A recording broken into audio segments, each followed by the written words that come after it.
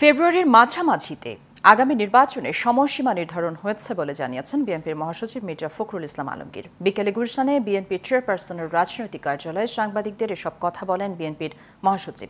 জানান, লন্ডনের প্রধান উপদেষ্টা ডক্টর মোহাম্মদ ইউনূসের সঙ্গে বিএনপির ভারপ্রাপ্ত চেয়ারম্যান তারেক রহমানের বৈঠকটি সত্যিকার অর্থে একটা টার্নিং পয়েন্টে পরিণত হয়েছে। মোশাররফ তালুকদারের ক্যামেরায় শরীফুল ইসলামের রিপোর্ট।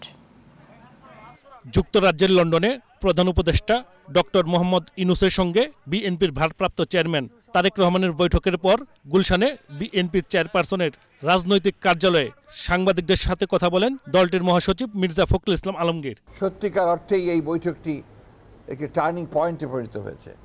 মির্জা ফখরুল বলেন, বৈঠকের আলোচনা বিষয়গুলোর মধ্যে প্রধান ছিল আগামী নির্বাচনের ইস্যু।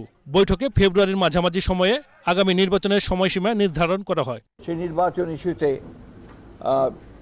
জনাব তারেক রহমানের যে প্রস্তাব, যে নির্বাচন যে ঘোষণা করা হয়েছে আপনার এপ্রিলে, যেটা প্রধান উপদেষ্টা ঘোষণা করেছেন, সেটা উপযুক্ত সময় নয় বিধায় তাকে পিছিয়ে নিয়ে আসা। এবং সেই ক্ষেত্রে আমরা অত্যন্ত আনন্দের সঙ্গে, কোনো জাতি আনন্দের সঙ্গে লক্ষ্য করল যে আপনার এইটাতে প্রধান উপদেষ্টা সম্মত হয়েছেন এবং তারা ফেব্রুয়ারির মাঝামাঝি সময়ে নির্বাচনের সময়সীমা নির্ধারণ করেছেন।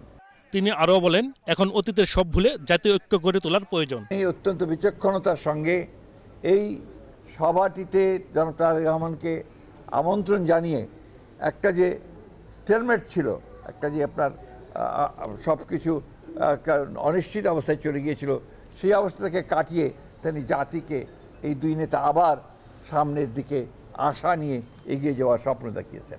ডক্টর মোহাম্মদ ইউনূস বিচক্ষণতার পরিচয় দিয়েছেন উল্লেখ করে ফখরুল বলেন, এই বৈঠক প্রমাণ করে সংকটের মধ্যেও মানুষ ঐক্যবদ্ধ হতে পারে। নিঃসন্দেহে রাষ্ট্রনায়কোচিত যে গুণগুলো তার মধ্যে রয়েছে, সেই গুণ তিনি প্রমাণ করেছেন। প্রথম একটি বৈঠক যেটা সত্যিকার অর্থে গোটা জাতি অত্যন্ত উদ্বিগ্ন ছিল, সেই বৈঠকটিতে তিনি আল্লাহর হুকুমে সফল হয়েছেন। Shariful Islam, Asian television, Dhaka.